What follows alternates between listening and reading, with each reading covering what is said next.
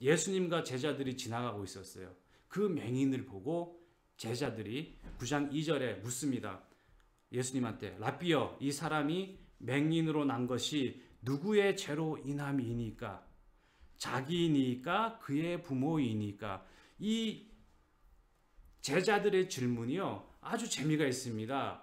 맹인으로 태어난 거는 분명히 이유가 있다는 거예요. 근데 그 이유가 뭐냐면 자기의 죄 때문에 맹인으로 태어났느냐, 아니면 그의 부모 때문에 맹인으로 태어났느냐, 예수님께 단도직입적으로 객관적으로 물어봐요. 이 말은 자기는 이 둘 중에 하나가 분명히 맹인으로 태어나게 만든 정답이 있다는 것을 확신을 가지고 예수님한테 도전을 한 거죠.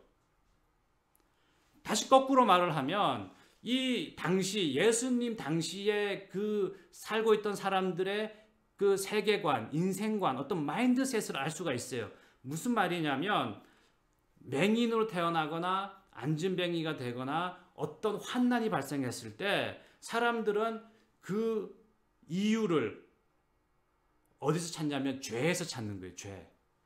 아, 저 사람이 무슨 죄를 졌기 때문에 그 죄에 대한 형벌로서 이와 같은 모습으로 태어났다라는 거죠. 저는 이 제자들의 질문을 상당히 의미 깊게 바라봅니다. 인터레스팅한 거예요. 왜 이렇게 질문을 했을까? 자기의 죄 때문에 이렇게 태어났다라고 하면 상당히 그 신학적으로도 재미가 있습니다. 무슨 말이냐면 맹인으로 태어나기 전에 어떤 죄를 이 사람이 졌다는 거예요. 맹인으로 태어나기 전에 이 사람이 어떤 죄를 졌다라고 하면 태어나기 이전에 이미 어떤 존재로 있었다는 거예요.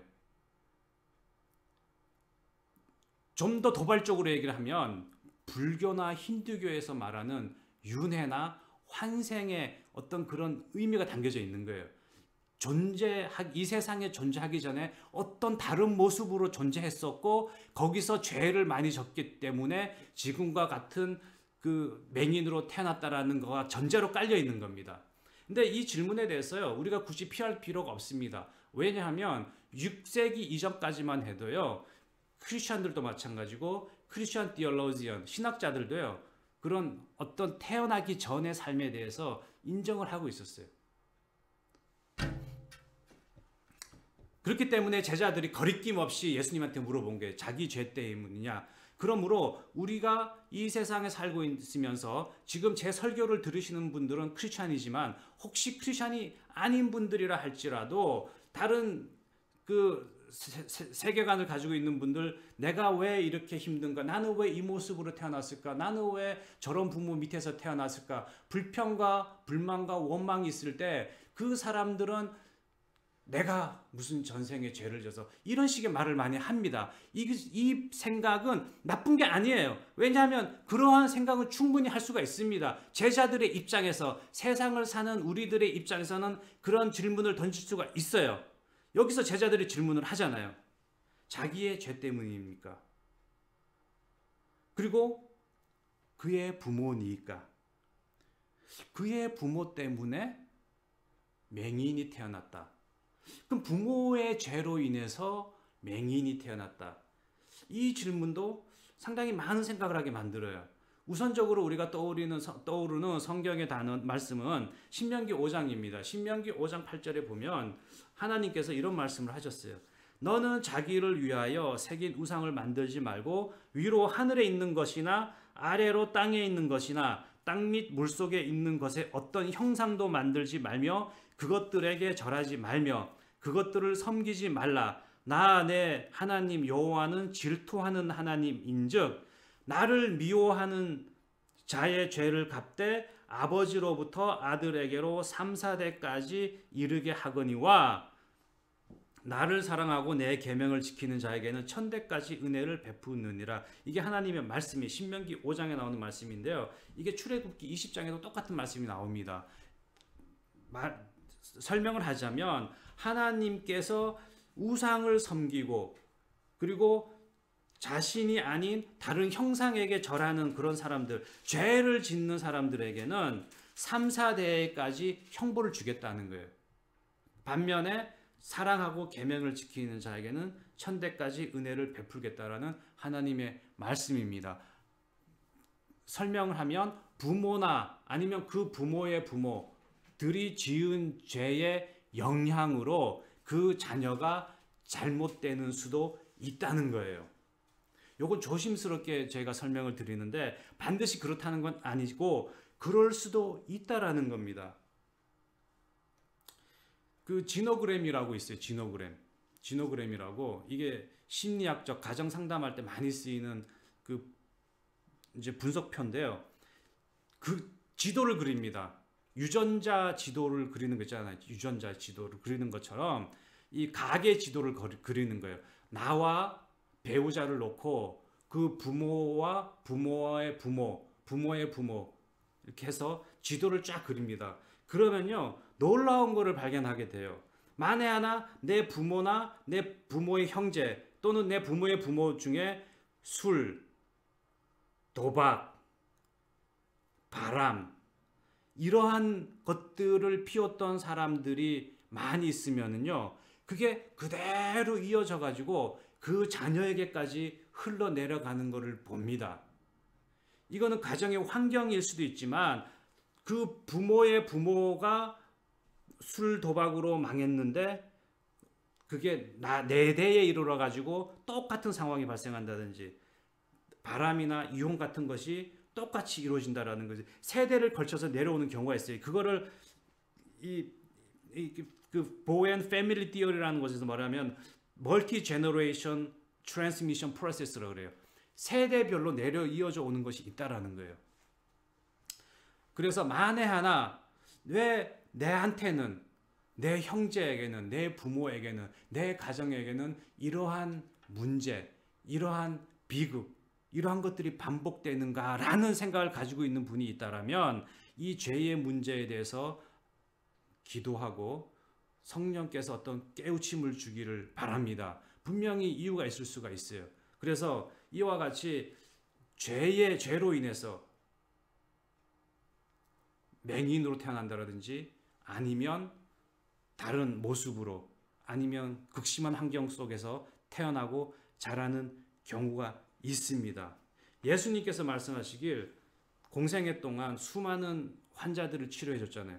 치료해 주면서 저는 약간 좀 고개를 갸우뚱거렸던 게 뭐냐면 치료해 준 다음에 하시는 말씀이 죄를 범하지 말라라는 말을 많이 씁니다. 마가복음 2장에도 보면요. 그 중풍병자가 천장을 뚫고 내려와 가지고 그 예수님한테 가니까 예수님이 중풍병자를 치료해 주고 하는 말이 내 죄사함을 받았느니라라고 하셨습니다. 그리고 베데스다 병자 있잖아요. 요한복음 5장에 가면은 베데스다 병자가 있는데 이 베데스다 병자를 낫게 해주고 나서 하시는 말씀이 내가 나았으니 더 심한 것이 생기지 않게 다시는 죄를 범하지 말라 하시니 라고 말씀을 하셨습니다. 이거를 예수님과 당사자인 환자 외에 다른 사람들이 봤을 때는 고개가 갸우뚱거릴 수가 있어요. 아니 무슨 죄를 범했다. 그럼 죄를 범한다고 해서 내가 중풍병자가 생기고 중풍병이 생기고 안진병이가 되느냐? 그게 아니라는 거예요. 영적인 문제가 있는 거예요. 이 사람들한테는 영적인 문제가 있기 때문에 이 하나님께서 죄 사함을 주고 나서 다시는 그러한 죄를 범하지 말라라고 당부를 하는 거죠. 이 죄인들한테요. 그래서 죄의 문제가 있는 겁니다. 우리가 하나님께 예배 드리고 기도 드릴 때 항상 회개부터 하잖아요. 왜냐하면 내 안에 있는 죄가 많은 거예요. 오리지널리 우리가 원래 죄와 사망의 저주 아래 놓여 있는 인간들이기 때문에 회개가 중요한 겁니다. 그래서 야고보서 5장에 보면 이런 말씀을 하셨어요. 믿음의 기도는 병든 자를 구원하리니 주께서 그를 일으키시리라. 혹시 죄를 범하였을지라도 사하심을 받으리라. 믿음의 기도. 내가 죄의 문제가 있다. 내 안에 있는 영적인 죄의 문제가 있다. 우리 가정에 흐르는 어떤 죄악된 문제가 있다. 믿음의 기도를 드리라는 거예요. 그러면 예수님께서 용서해 주시고 새로운 생명으로 태어나게 해주신다는 거예요. 우리 컴퓨터가 리세팅하는 거나 마찬가지입니다. 컴퓨터를 많이 쓰다 보면 별의별 바이러스가 많이 들고 좀 뭐 하려고 그러면 이런 문제 저런 문제 생기잖아요. 그러면 어떠한 그런 그 엔타이바이러스 해도 잘 안 되는 경우가 많아요. 그럴 때 마지막으로 쓰는 강력한 방법이 뭐냐면 리세팅을 하는 거죠. 완전히 컴퓨터를 다시 한번 리세팅을 하는 거예요. 우리의 모습도 마찬가지라는 거예요. 리세팅을 해야 된다는 겁니다. 이게 제자들이 가지고 있던 생각이었어요.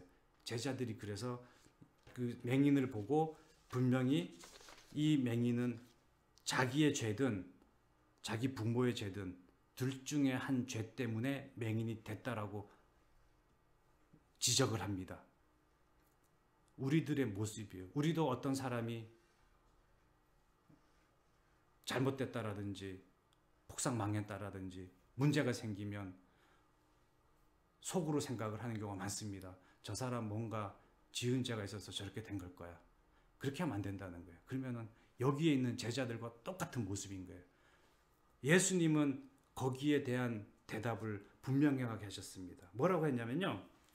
3절에 바로 대답을 하시는데 예수께서 대답하시되 이 사람이나 그 부모의 죄로 인한 것이 아니라 그에게서 하나님이 하시는 일을 나타내고자 하심이라. 제자들이 원했던 대답이 있는데 예수님께서는 완전히 다른 방식으로 깜짝 놀라게 대답을 하신 거죠. 반전이 일어난 거예요. 맹인이 맹인으로 태어난 이유가 어떤 죄, 누구의 죄 때문에 맹인으로 태어난 것이 아니라 하나님이 그를 통해서 일을 하시려고 맹인으로 태어나게 하셨다는 거예요.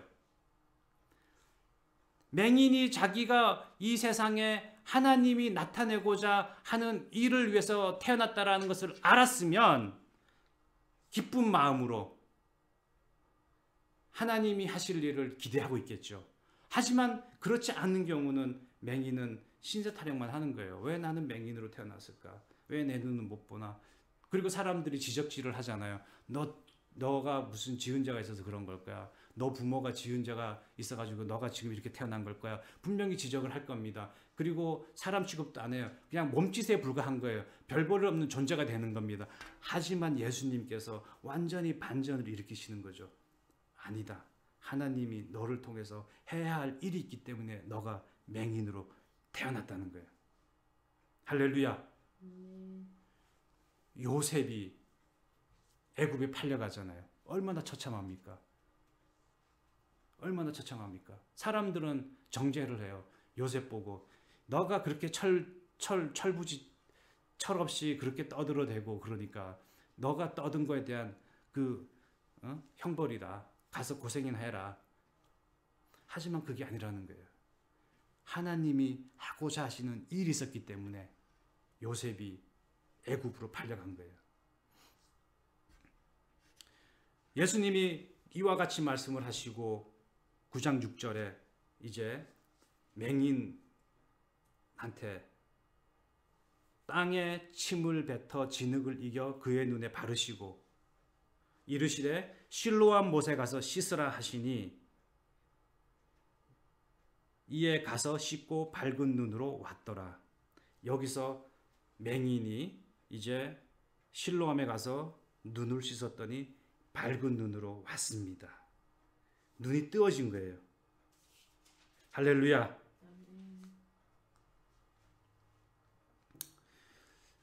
맹인이 자기가 맹인이 된 이유를 몰랐을 때는 절망이었지만 이제 예수님을 만남으로 완전히 새로운 인물이 된 거예요. 눈이 뜨어진 거예요. 우리 여러분 모두에게 이와 같이 눈이 뜨어지는 놀라운 기적이 있기를 바랍니다. 이러한 눈이 뜨어지면은요, 세상이 달라 보이는 거예요. 어두컴컴했던 내 인생이 밝은 인생으로 바뀌는 거예요. 세상이 밝아 보이고 이 하나님의 그 창조의 아름다움, 감동을 하게 되는 거죠. 그리고 아무리 어려운 일, 힘든 일이 있더라도 능히 극복해 나갈 수 있는 그러한 담대함이 생기는 거예요.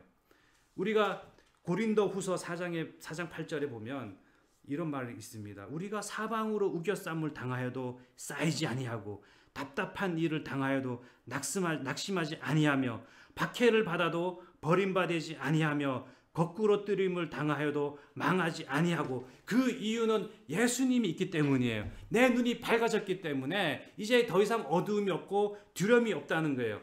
열왕기 열왕기하 6장에 보면요, 판타스틱한 스펙타클한 장면이 나옵니다. 엘리사와 그 사환의 이야기가 나와요. 열왕기하 6장에 보면요, 사환이 자고 일어나서 밖에 나가 보니까 아람 군대의 군사와 말과 병거가 성읍을 다 에워싼 거예요. 이제 죽이겠다고. 그래서 사환이 깜짝 놀라가지고 이제 엘리사한테 얘기를 하는 거죠. 엘리사한테 말하기를 내 주여 어찌하리이까. 이제 큰일 난 거예요. 근데 의외로 엘리사가 그럽니다. 두려워하지 말라. 우리와 함께한 자가 그들과 함께한 자보다 많으니라 하고 기도하여 이르되 여호와여 원하건대 그의 눈을 열어서 보게 하옵소서. 그의 눈이라는 건 사환이에요. 사환의 눈을 열어 보게 하옵소서 하니 여호와께서 그 청년 그 사환의 눈을 여심해 그가 보니 불말과 불병거가 산에 가득하여 엘리사를 둘렀더라. 사환의 눈이 띄어지기 전에는 눈앞에 있는 것만 보인 거예요. 눈앞에 있던 아람 군대와 그 병거가 둘러싸고 있으니까 겁에 질리고 이제 죽었구나 한 거예요. 하지만 하나님의 선지자 엘리사가 여호와께 기도했을 때 사환의 그 눈이 띄어진 겁니다. 영적인 눈이 띄어진 거예요. 영적인 눈이 띄어져서 보니까 여호와의 군대, 여호와의 불말과 불병거가 더 큰 세력으로 에워싸고 있는 거죠. 그래서 이 사환은 두려움이 없이 이 아람 군대를 물리치고 그 기적의 체험을 맛본 겁니다. 우리 삶에도 이와 같은 기적이 있기를 바랍니다. 지금 나를 에워싸고 있는 거, 나를 둘러싸고 있는 거, 이 현실의 눈, 이 육신의 눈으로 봤을 때는 내가 어떻게 해야 될지 알 바를 모르지만 여호와의 능력임에서 나의 영적인 눈이 띄어졌으면 여호와 하나님이 나를 돕기 위해서 불말과 불병거가 내 주변에서 나와 같이 있다는 거예요. 이 세상 사는 동안 그래서 우리가 어떠한 일이 발생하거나 나한테 어떤 문제가 생겼거나 내한테 어떤 그 힘든 장애가 있을 때 그 이유를 알면은 모든 것이 이해가 되는 겁니다.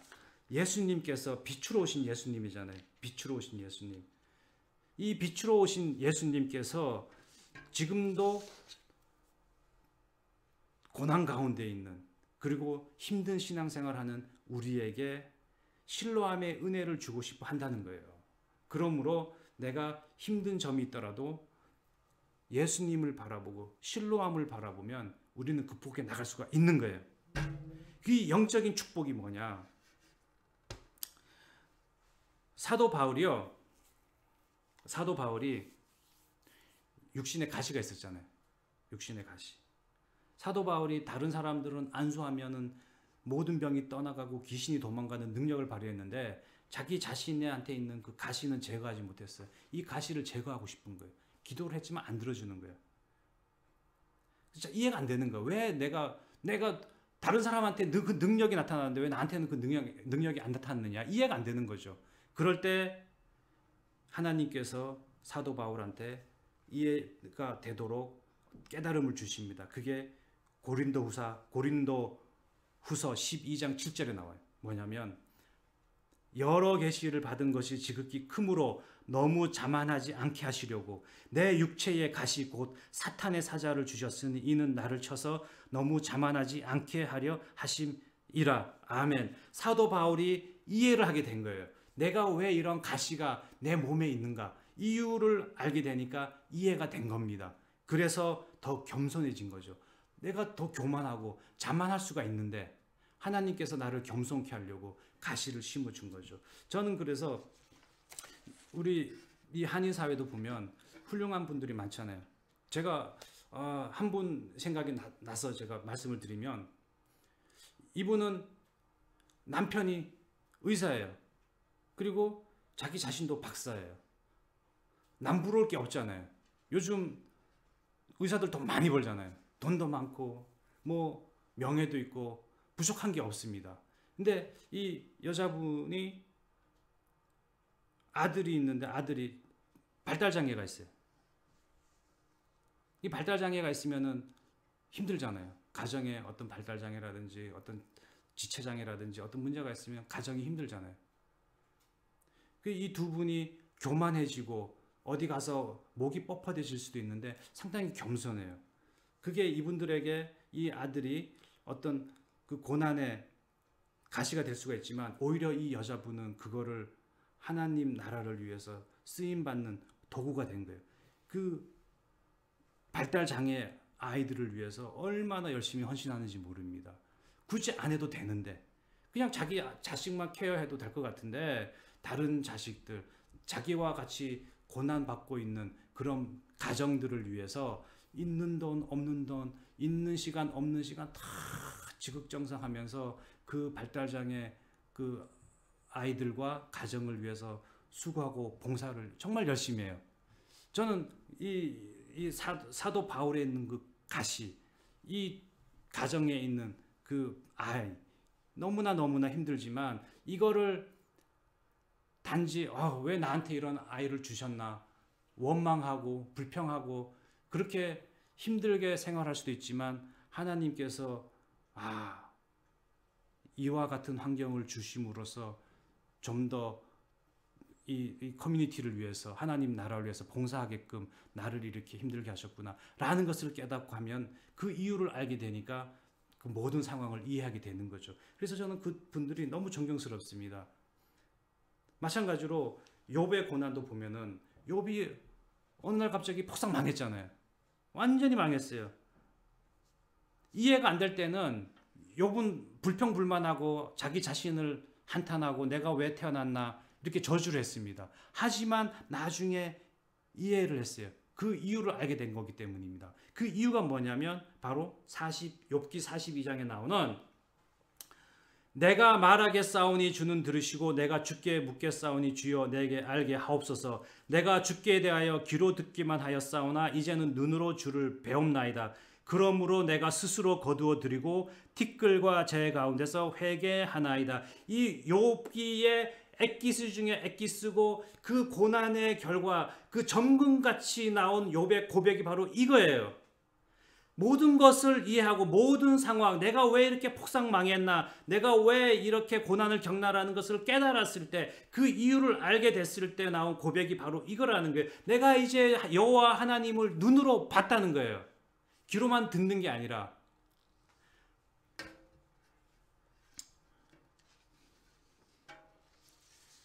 오늘 맹인의 이야기는 이와 같이 맹인으로 태어나서 별 볼 일 없는 존재로 그저 불쌍한 존재로 살아갈 수도 있는 그 맹인에게 예수님께서 다가가셔서 빛이신 예수님께서 맹인을 치료하여 주시고 그리고 이 맹인이 맹인된 이유가 누구의 죄 때문이 아니라 하나님이 나타내고자 하는 일이 있기 때문이라고 하셨을 때 이 맹인은 별볼 없는 존재가 아니라 하나님이 귀하게 사용하는 하나님의 일꾼,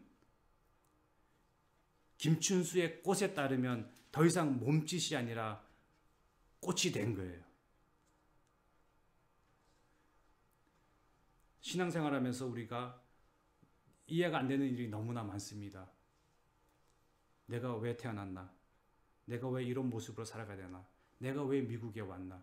내가 왜 이런 배우자와 살고 이러한 가정을 꾸려서 내가 살아야 되나? 내가 왜 이혼을 해야만 됐나? 이해를 못하는 것이 너무나 많습니다. 그럴 때 우리가 이해를 못하는 것에서 멈춰버리면 우리의 인생도 같이 멈추는 거예요. 그냥 보잘것없는 존재가 되는 거죠. 오늘의 말씀의 메시지는 이유를 알아야 된다는 거예요. 내가 왜 이와 같은 고난을 겪나? 이와 같은 환경에 처했나? 그것은 바로 하나님께서 하나님이 나타내고자 하는 일이 있다는 거예요. 이 맹인은 실로암에서 치료함을 받은 다음에 부모한테 그리고 바리새인들한테 자기의 간증을 합니다. 예수님의 제자가 됐어요. 그리고 예수님을 신실하게 따르는 일꾼이 되어서 복음 전파에 큰 도구가 됐습니다. 하나님이 나타내고자 하는 이 일로 큰 쓰임을 받은 거죠.